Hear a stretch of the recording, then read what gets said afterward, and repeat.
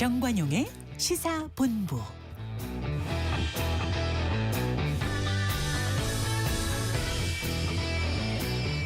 여러분 안녕하십니까? 정관용입니다. 다가오는 다음 주 수요일은 12.3 비상계엄 1년이 되는 날이죠. 비상계엄 당시에 계엄 해제 표결을 방해한 혐의를 받는 이 추경호 국민의힘 전 원내대표에 대한 체포동의안이 국회 본회의에서 가결됐고요. 추 의원에 대한 영장실질심사가 다음 달 2일 오후로 결정되면서 공교롭게도 12월 3일 계엄 1년이 되는 날 그에 대한 구속 여부가 결정될 가능성이 높아지고 있습니다. 추 의원의 구속영장 발부 여부에 따라 정치권도 요동칠 것으로 보이는데요. 이 12월 3일 취임 100일을 맞는 장동혁 국민의힘 대표의 메시지도 달라질 것으로 보이네요. 관련한 자세한 이야기 2부 정치토크 거두절미 각설하고 시간에 이야기 나누겠습니다. 11월 29일 토요일 정관용의 시사본부 시작합니다. 먼저 도로공사 연결해서 이 시각 고속도로 상황 알아보겠습니다. 나다윤 씨. 네, 현재 고속도로는 서울 방향보단 지방 방향 이동이 더욱 힘겹습니다. 특히 남부권으로 이어지는 대부분의 노선이 충청 지역을 통과하기가 어려운데요. 1번 경부고속도로 부산 방향도 정체 대부분이 천안과 청주 지역에 몰려 있습니다. 먼저 북천안부터 천안호두휴게소까지 19km 구간 막혔다가 옥산휴게소부터 남이분기점까지도 길게 흐름이 끊기고요. 남이분기점이 막히다 보니 35번 중부고속도로 남이 방향도 분기점 진출하기가 어려운데요. 이 정체된 오창부터 쭉 이어지겠습니다. 또 25번 논산-천안선 논산 방향의 정체는 풍세요금소부터 차량터널까지 10km 구간 먼저 살펴지고요. 다시금 공주분기점을 앞두고도 7km 구간 평균 속도가 떨어집니다. 45번 중부내륙선 창원 방향은 감곡을 앞두고 10km 구간 정체와 서행을 반복하고 반면 강원권으로 이어지는 노선은 수도권 중심의 길지 않은 정체만 살펴지는데요. 60번 서울 양양선 양양 방향 덕소선패와 화도부터 각각 4km 안팎씩 주춤하고요. 50번 영동고속도로 강릉 쪽은 서창과 동문포에서 짧게 주춤했다가 이후로 용인과 호법분기점 부근의 정체만 지나면 강원 지역 이동엔 큰 무리가 없겠습니다. 지금까지 한국도로공사 교통센터 나다윤이었습니다.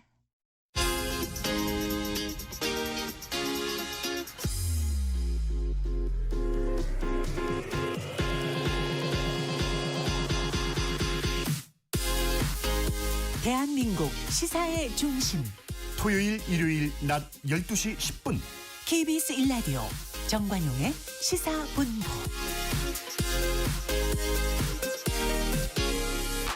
뉴스펀치 1, 2, 3입니다. KBS의 이윤우 기자 어서 오세요. 안녕하세요. 네, 첫 번째 뉴스펀치 뭡니까? 네, 비상계엄 1년 국민의힘 계엄 사과 여부 주목입니다. 네, 국민의힘 내에서 사과해야 한다는 목소리가 계속 이어지고 있죠? 네, 맞습니다. 이 다음 주 이제 비상계엄 1년을 앞두고 있는데요. 이 국민의힘 내에서 이 당 차원의 사과가 필요하다는 목소리가 좀 커지고 있습니다.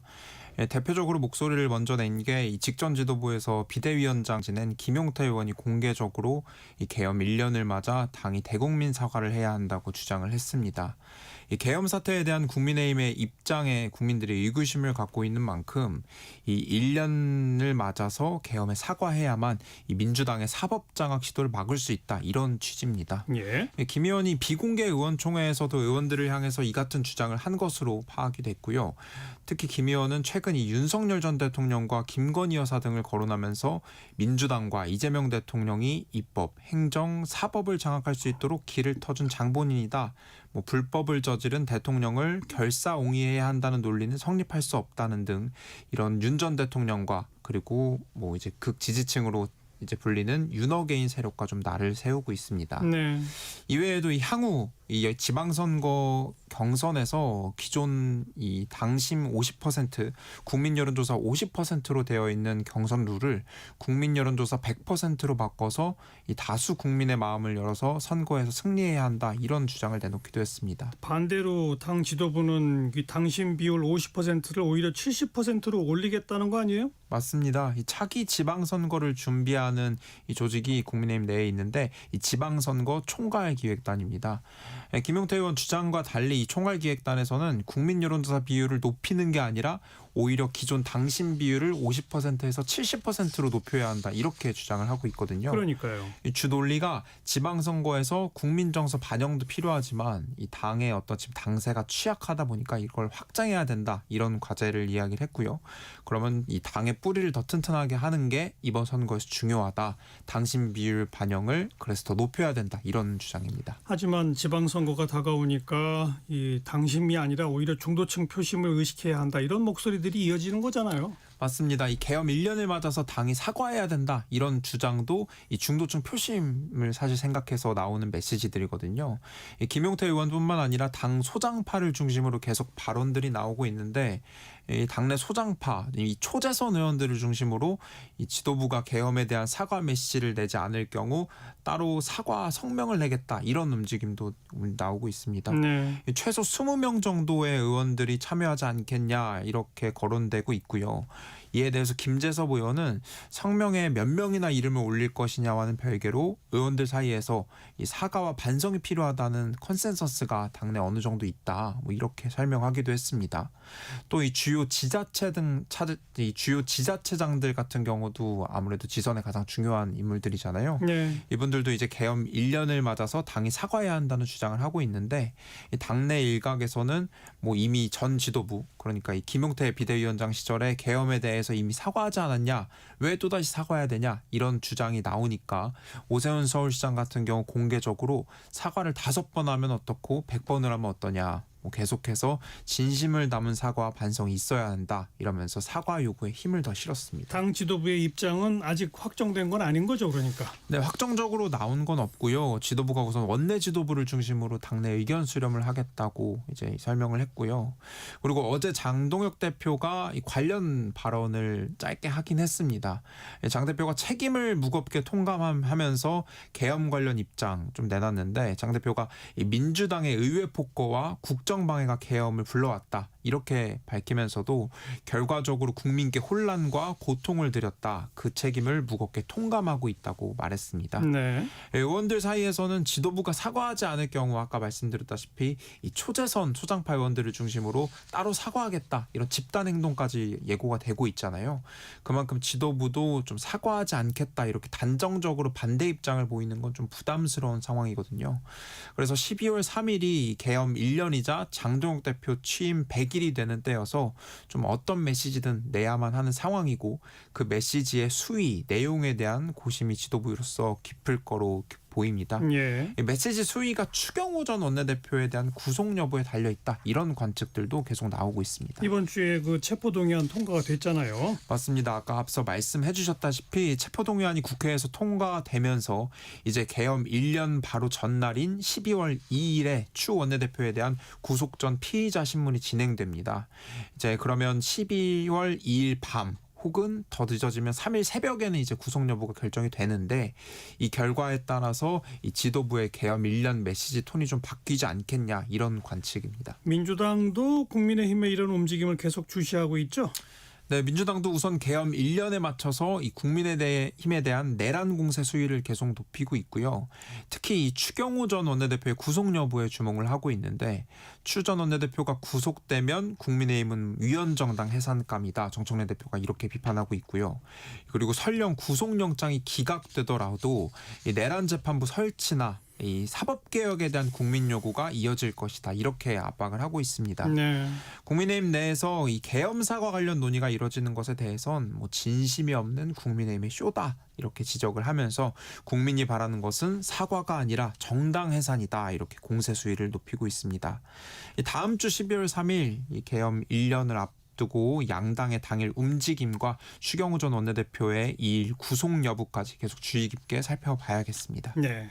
두 번째 뉴스펀치는 뭡니까? 네, 두 번째 홍콩 아파트 화재 참사입니다. 희생자가 너무 많아요. 네, 지난 6일 오후 3시쯤 이 홍콩 북부 타이포의 32층 아파트 단지에서 큰 불이 난 사고인데요.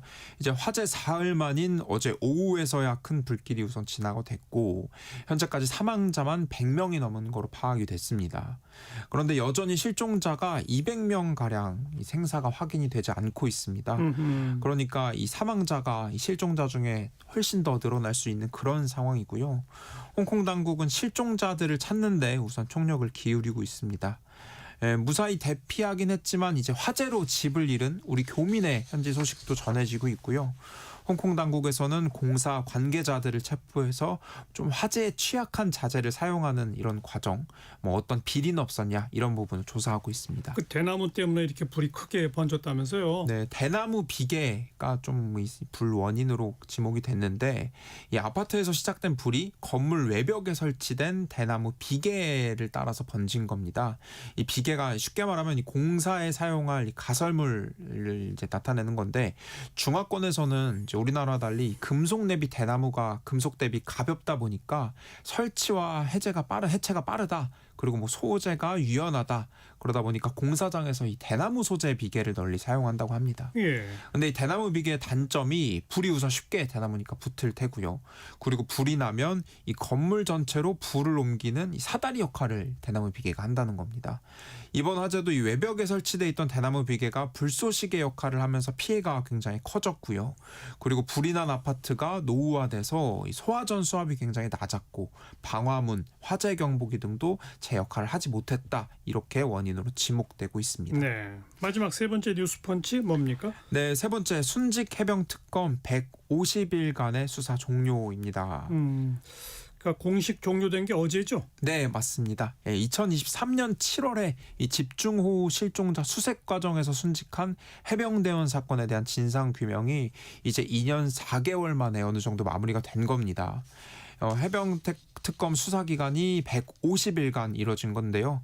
특검팀은 수사 외압 은폐 의혹 사건을 윤 전 대통령을 정점으로 한 이 중대 권력형 범죄로 판단을 내렸습니다. 150일간 특검의 압수수색만 185번 있었고요. 그리고 300여 명의 관련자 조사가 진행이 됐습니다.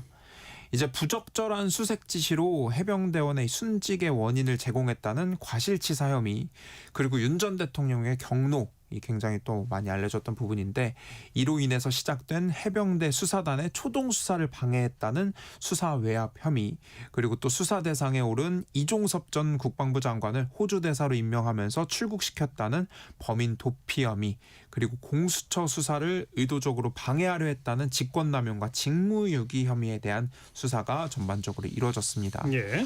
수사 결과로 최종적으로 윤 전 대통령과 이종섭 전 장관, 그리고 박성재 전 법무부 장관 등 22명을 재판에 넘겼고요. 그리고 이번 10번에 걸친 구속영장 청구가 있었는데 이 신병 확보에 성공한 게 임성근 전 사단장 1명이거든요. 예. 그래서 이 부분에서 좀 신병 확보가 아쉬웠다 이런 평가도 나왔습니다. 윤 전 대통령의 경로 뭐 이런 부분은 대체로 수사가 잘 됐다는 평가가 나오지만 결과가 아쉽다는 평가도 있죠. 네, 이제 특히 이 아쉽다는 평가가 나오는 부분이 이 실마리가 풀리지 않은 이 임성근 전 사단장의 구명 로비 의혹입니다. 그렇죠. 이 순직 해병 사건과 관련해서 수사가 진행되자 이 임 전 사단장이 윤 전 대통령 부부와 가까운 인물들에게 뭐 도움을 요청해서 구명 로비를 했다 이런 의혹인데 이 해병 특검의 수사 대상 중 사실 핵심 의혹 중에 하나였거든요. 그런데 결국 이 부분에 대한 진상 규명이 이제 실패가 됐습니다. 이 도움을 요청했다는 어떤 구체적인 통화 내용, 그러니까 그 구명 로비 의혹을 입증할 구체적인 증거를 찾지 못했다는 이유인데요. 이 특검원이 향후 진행되는 재판에서도 이 증인 신문을 계속 이어가면서 추가 혐의가 포착되면 경찰에 고발하는 방식으로 수사를 계속 이어가겠다는 계획을 밝혔습니다. 네. 뉴스펀치 1, 2, 3였어요. KBS의 이윤우 기자 고맙습니다. 네, 감사합니다. 정관용의 시사본부 듣고 계십니다. 12시 24분 막 지났네요. 이제 기상청 또 교통정보센터 차례로 연결합니다. 기상청의 송소진 씨. 아침 공기는 차가웠지만 온화한 남서풍이 불어오고 있어서 낮 기온은 서울 12도, 대구 14도, 대전 강릉 15도, 광주와 부산 16도 등으로